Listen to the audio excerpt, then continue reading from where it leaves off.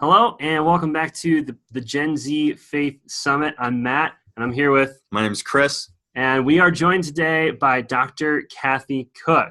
She is a writer, researcher, and speaker who is prolific. She's had over 100 speaking events. Did I say that right?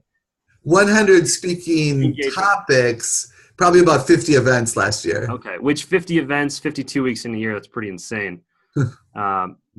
So she's a powerhouse in the research world and in the technology world and understands teens better than most people we've come across here at Access. She was just featured in a documentary called Connect with Kirk Cameron, and she's got a couple books under her belt too. Screens and Teens is one of our favorites. So we're super glad that she's joining us today.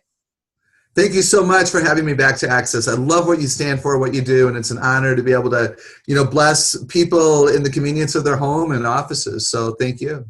Well, thank you so much, Dr. Koch. So first question for you. This is the Gen Z Faith Summit. Faith is a driving theme of the discussions that we are going for this round. And one weird thing is that faith and technology don't seem to be very connected, at least at first. But our first question is on that theme. How does faith relate to technology when parenting Generation Z? Yeah, it's so good to think about that, isn't it? There are some good possibilities. Kids can research quickly online and find Bible verses, find commentaries, find Greek and Hebrew definitions, even though they don't speak the language. The disadvantage is that they can also run across very false theology and false teachings about other gods. So, of course, that's why we need to monitor, and I would rather have parents research with them and be looking over their shoulders, if not sitting right next to them and, doing the same computer search, if you will. I think we can have alternative perspectives that can drive us to the love of God. Like we see that there's false over here, and that's never going to work. So therefore, I'm going to dig in and understand that God's love is what compels him. My love for others should compel me. Those kinds of things. And then there's that whole idea, right, that let me say this. I think our faith grows when we're challenged. What about you guys? The Bible teaches that, right, in those what I call valley experiences, we either run from God if there's an immaturity and we're not grounded, or we discover God in the midst of our challenges, in the midst of heartache, in the midst of disappointment and grief. We dig in and God reveals himself to us, and God meets our needs in just the ways that only the God of the Bible can. And I'm concerned about this Gen Z because I think a lot of them run from challenges. They're so desperate to stay victorious. They can win every game. They want to stay happy. They want everything to be easy. And so they may not have deep-rooted faith. And that's why maybe the dropout rate from faith and the dropout rate from church is what it is. This is why parents have to parent with more than technology. And we have to make sure that our kids know how to, play a board game and lose and not, crumble under the weight of that, et cetera, et cetera. So that'd be my first response to that. That's great. It seems like a lot of times with the technology discussion, there is friction between teens and parents. Can you shed some light on why there's always a gap there? Is it a generational difference? What's the friction? Yeah, that's great. Some of it is generational. Our brains, those of us who are older, our brains were finished before we began to use technology. So our default is patience. Younger people's default will be impatience because their brain is wired by the quick speed, the constant change, the pings, dings, and vibrations and visual imagery. So there is actually a generation gap. I think grandparents, parents, and kids may have some real disconnect over the fact that their brain is developed differently. So this is why I say at Celebrate Kids, it's not your fault, you're different, but grow up, and it's not your fault, but it's not an excuse. So I just spoke to a group of kids yesterday here in Atlanta, and they understood that their default is impatience. They admit that they hate to wait. They want everything to be about them and those kinds of things. So I say, look, these are reasons, but if you're a Christ follower, follow Christ and admit sin and admit that you need to get back to the narrow path of righteousness and you want to honor your parents included in that. So I think that's a factor. I think another thing for parents to think about is that many of us use, like my phone. Come on, I like it. Like I'm pro technology. This is an amazing possibility, but it's a tool. It's not a toy. For a lot of young people, devices are their toys. And so they don't necessarily use them with the same intentionality or purposes we do. And that's why they may want to use it more than, like, I'm able to put mine aside and wait for it to vibrate telling me there's an incoming message. Other kids are like, it's my gold brick bar, it's my everything. No, really, it's not. Well, that's a good point. Those kinds of differences make a lot of sense, but you're also an exception to the rule in that this is what you do for a living. This is what you study on. This is how you make your living, is studying this and helping other people to understand it. What do you see? Do you see any similarities between some parents today, now that I'm seeing some of that trend for parents to be using devices more as toys than just for tools as well? Do you have any thoughts on that? Yeah, very, very, very good point, Chris. Certainly, there are those parents who I think are escaping their own depression and falling into their device as much as kids do. Moms who are guilty of social media screening or scrolling. Moms who are legitimately on Pinterest, as an example, to get a recipe for a Valentine's party or for an Easter event that they're going to have, totally legit. But then 45 minutes later, they admit, I'm still pinning recipes and I'm still looking at the way that they decorate for Easter. And then dads who can be guilty of gaming and guilty of, online research and hanging out at a bank website way too long while their kids are awake when they could have done that when their kids are in bed. So whether it's a tool use or a toy use, we're addicted. The dopamine drip up there, like there's the ping and the ding, and I can keep winning if I play. So do we live in the living room? Do we make eye contact? Do we know our kids, and do we celebrate what's going on in their lives and choose to, again, put it aside? I want parents listening to recognize that, again, it's not your fault if you have fallen into your screen and you admit that you're not using your time all that well. There are reasons for that, but we need to step back and put it away and love our kids and love our spouses and spend time with them face to face. So if somebody's watching this and that just hit them right there and they say, oh man, I do that. Is there any way they can just start to take some steps today, this week, tonight to fight their own sort of slavery to these devices in order to model it to their kids? Oh, so good. Slavery. Is that too strong a word? No, sir. It is for some people, and we don't want anyone to own what isn't theirs. And I want to encourage parents to think first about themselves and not the spouse not watching, or not the best friend or not the kid, because really we are supposed to be role models. Well, we are role models. What are we modeling? So we need to first of all admit that addiction is real, and we're not immune to that, even if we're Christ followers. So putting the device in a whole nother room, when we're having conversations with our kids, when we're helping with homework, when we're watching a show together, when we're whatever we're doing, to have the device in a whole nother room so that we don't hear the vibration, the ping and the ding and wonder if that was our device. And then we know we're not fully present anymore. Mm-hmm. And I want us to pray, that Father God, equip me, empower me, and delight for me to be fully present, and help me to not be distracted, because our attention span is shrinking as well if we allow it to be shrunk by the device. So again, who are we following? So let's admit it. Let's pray. Let's ask for accountability. Let's look at our role models. And one of the things I love to say to parents is admit to your kids that you're struggling too. Let's use the pronoun we. We need to make some changes here. That kids love it when we admit that. Kids admit to me that they wish all their parents would turn off their devices. And I say that to parents, and parents are kind of like stunned. Kids know that the phone's in your back pocket. They know the phone's on your belt. They watch your eyes get diverted from a conversation with them when you felt that vibration. And then the kids just told me just yesterday, Dr. Kathy, I don't know when to start a conversation with my parents. Because it's going to take a while for them to understand, and I'm so afraid I'm going to get started and we're going to be in the mood, and then and so I don't know if that answers your question. That's where my brain went.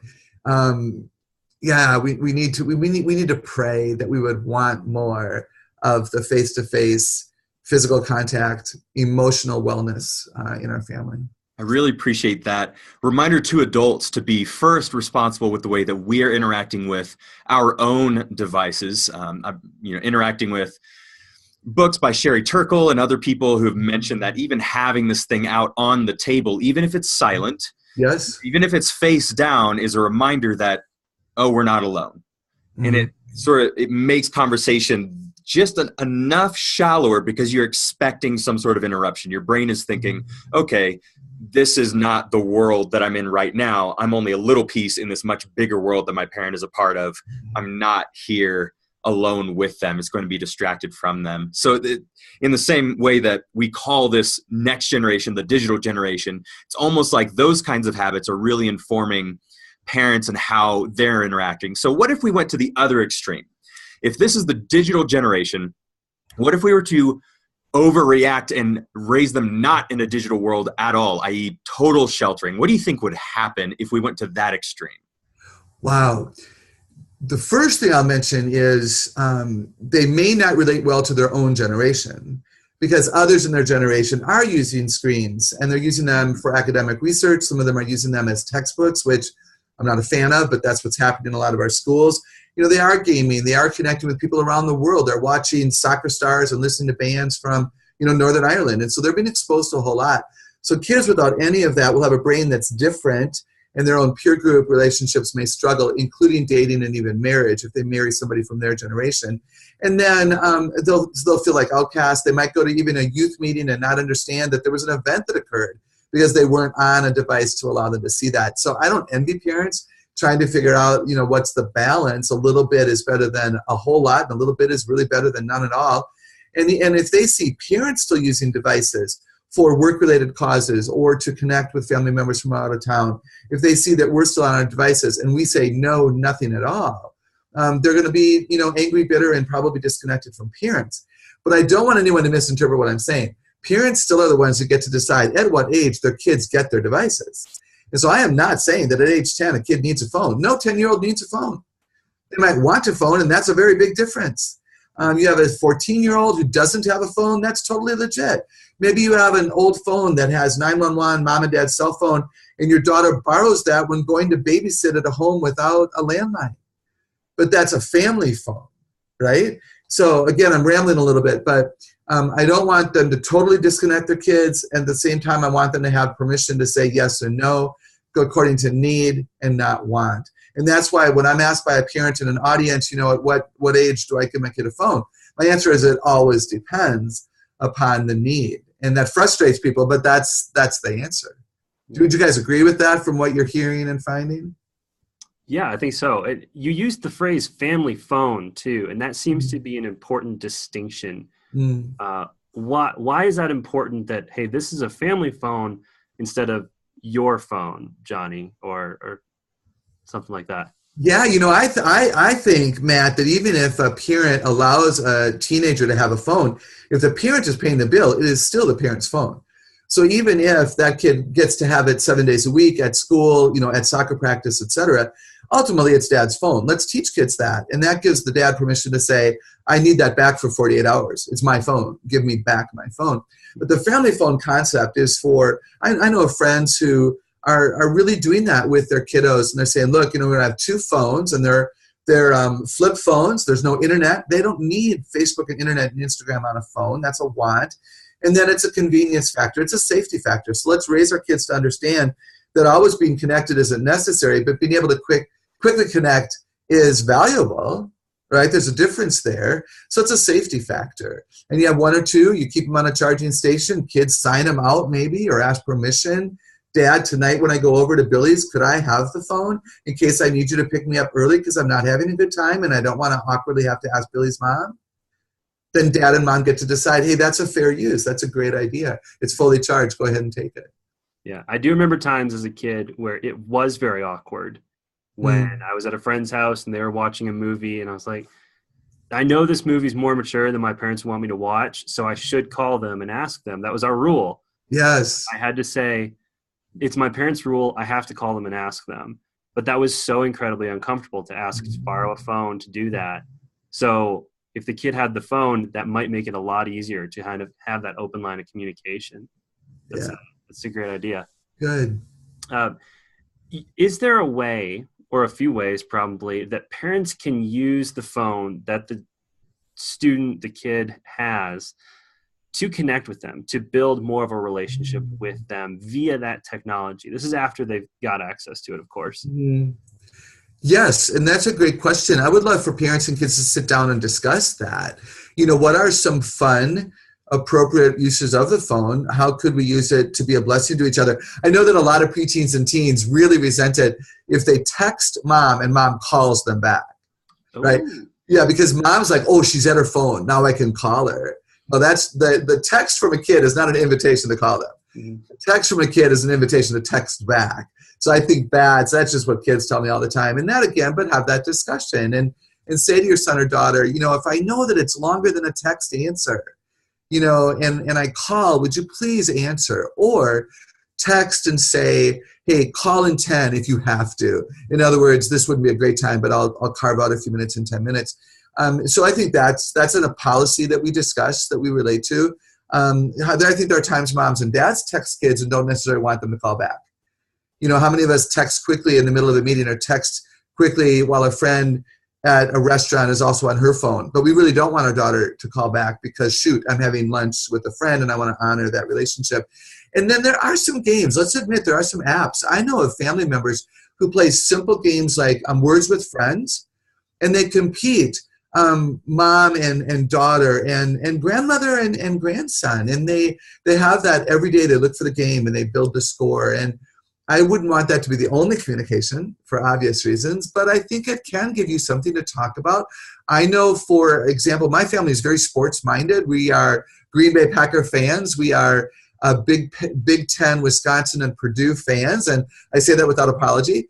And we will have group texts during games. We will have, have you noticed the latest, quote from the coach?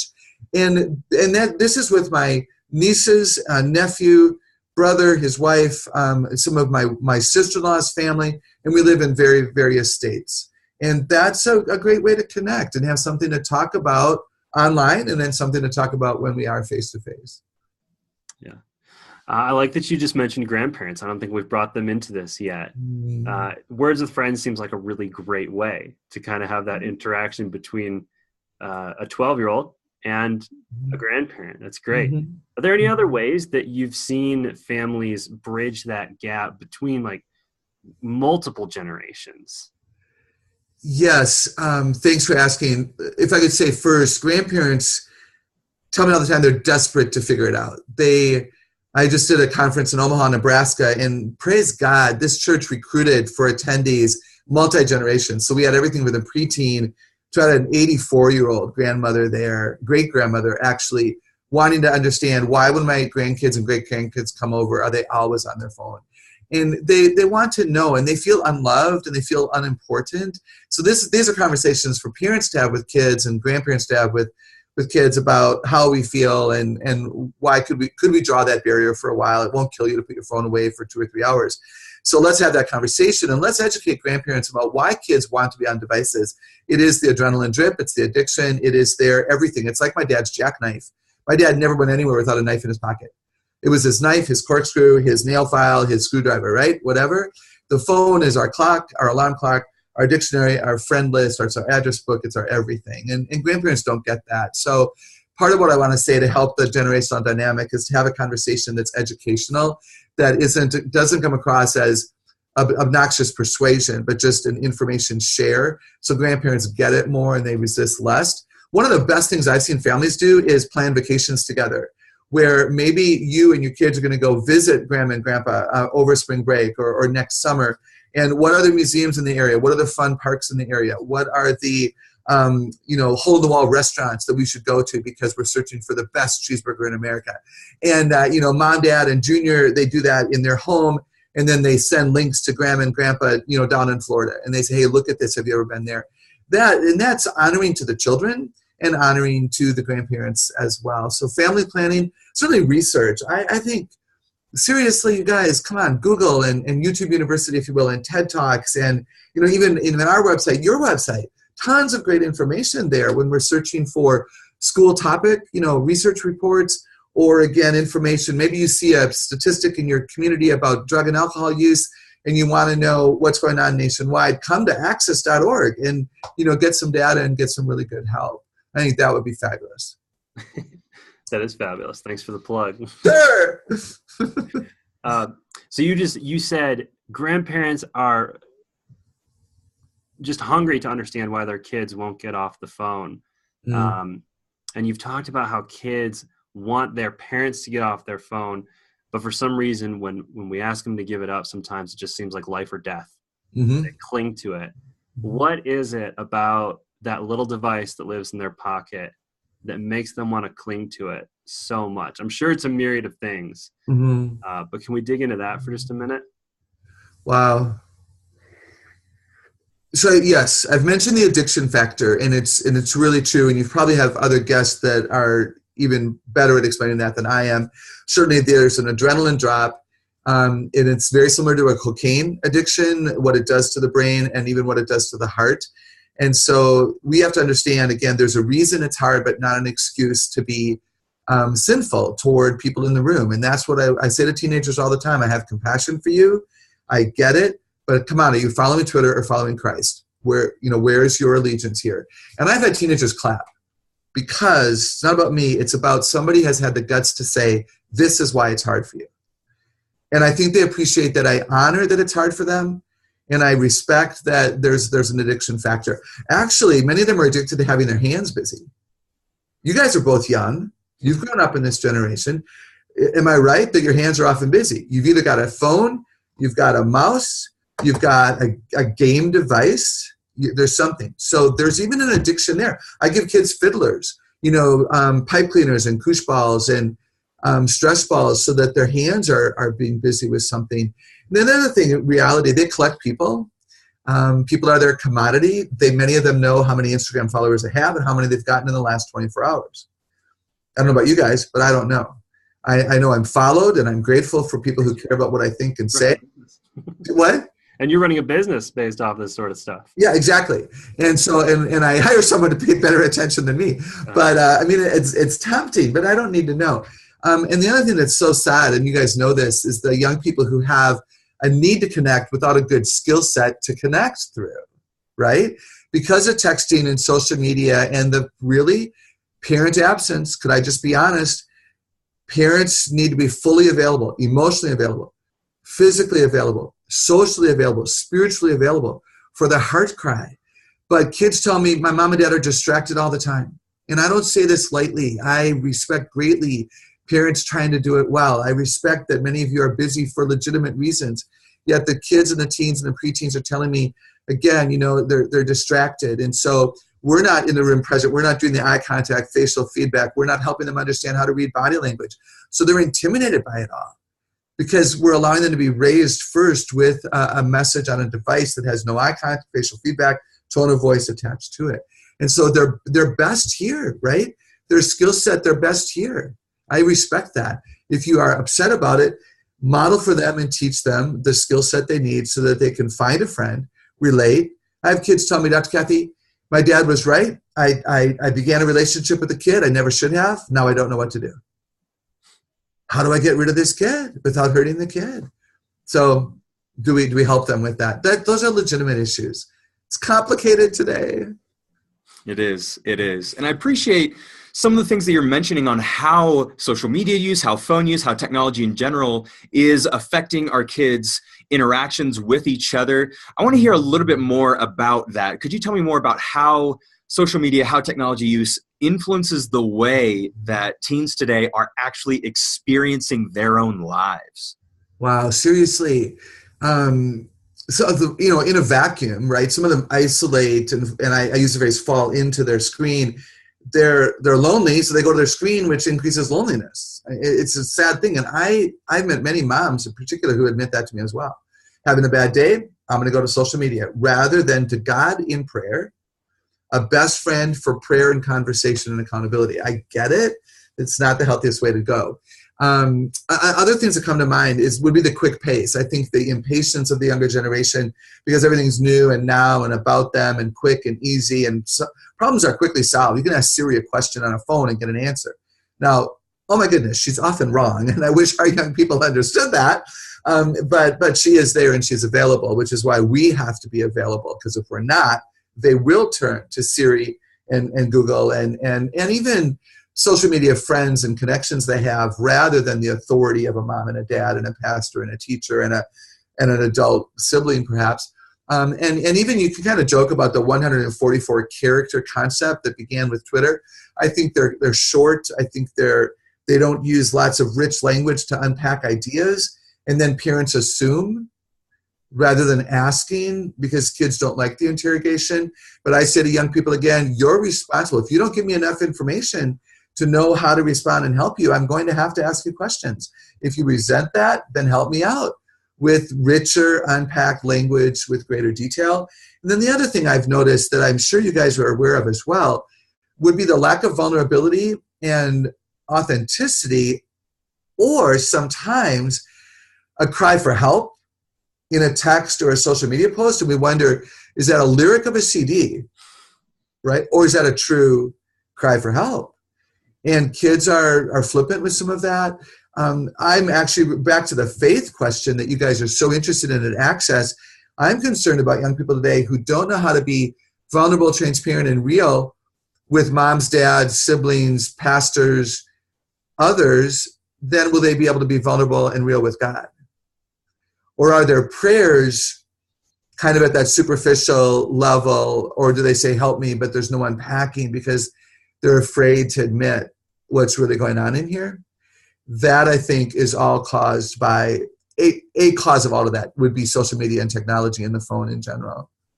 Christian school teachers tell me that a lot of kids' prayers have become very short and very common, rather than them being able to admit that there is a personal something going on within them or within their family. Like in the old days, we might have been more vulnerable.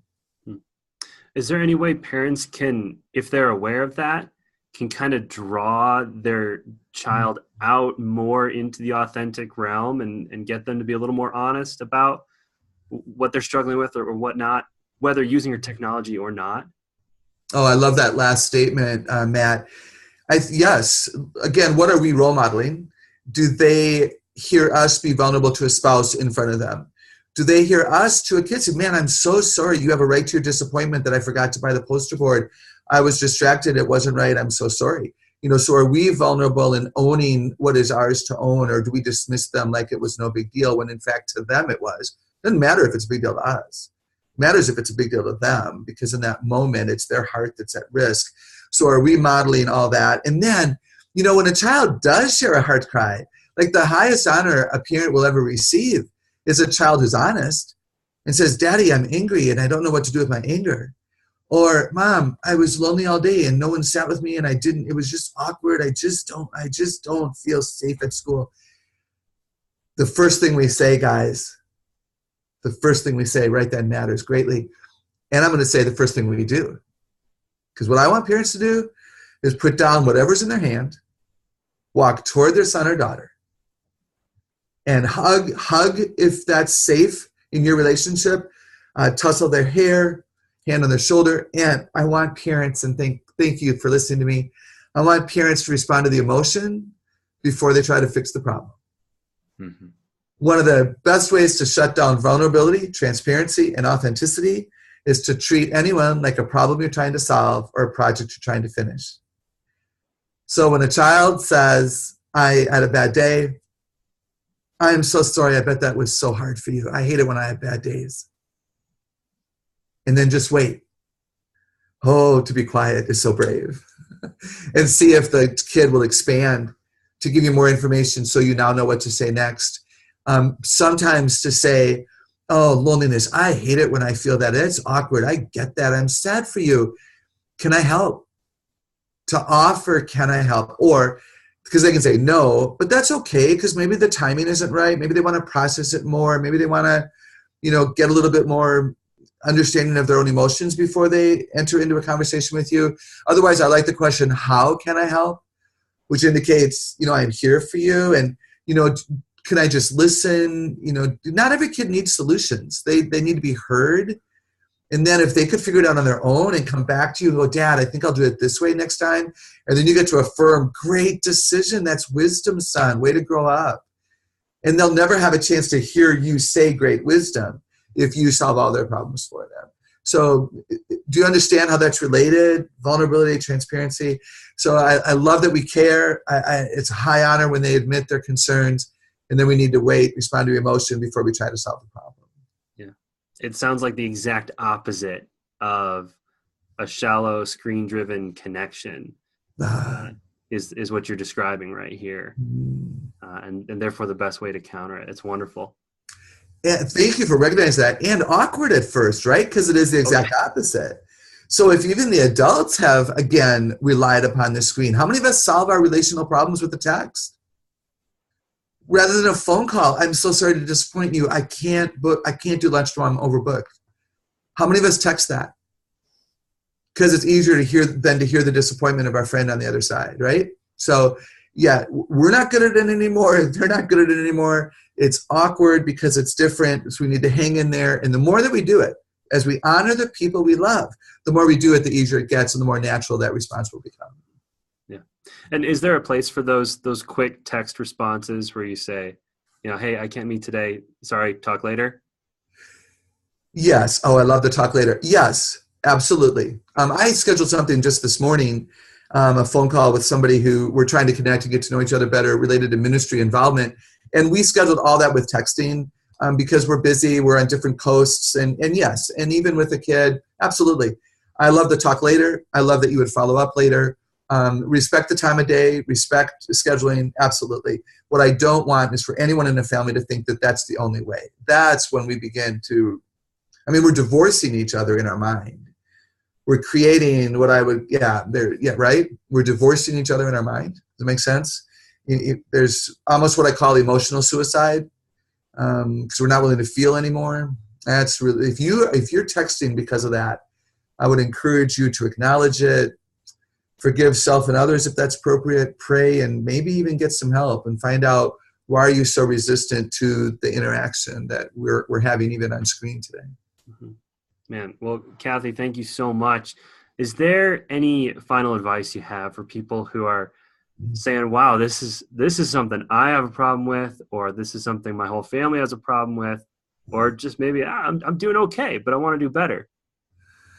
Well, yeah, thanks. I love that. So don't own anything that isn't yours, so praise God if you're in a pretty good space here.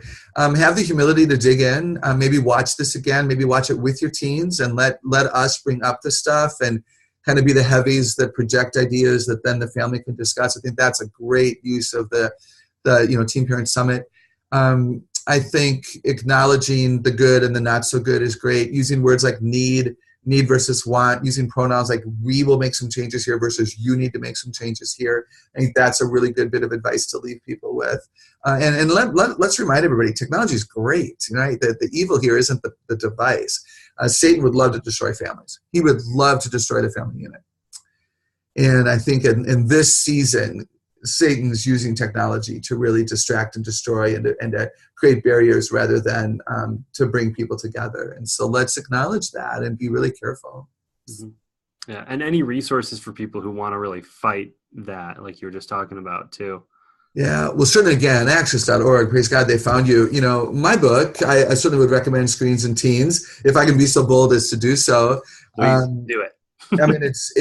It's practical, it's readable, it's encouraging. All my books I write are designed to offer hope as well as compelling reasons to change. You will see the good here and you'll see the things that you can do to change. And then we do have, my blog has many posts related to, relationships and technology and just family and school and church dynamics. So they can find that at my name, Dr. KathyKoch, KathyKoch.com. So thanks, guys. I've loved being a part of what you guys are doing. Yeah, thank you so much. And we'll back you up. Screens and Teens is one of our favorites, too. Thank you. We'll talk to you later. Excellent. Look forward to it. Bye-bye. Bye.